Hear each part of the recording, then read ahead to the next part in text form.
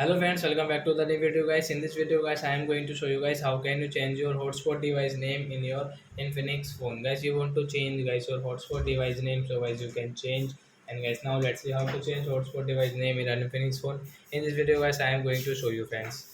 So first of all guys, we will have to on our phone setting to change our hotspot device name. So guys, we will on it.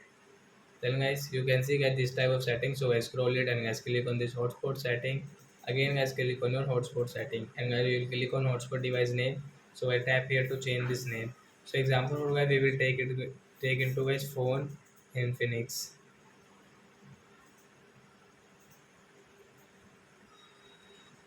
Phone Infinix phone. Example for guys, we will take into phone Infinix phone and okay. And guys, first of all guys tap here.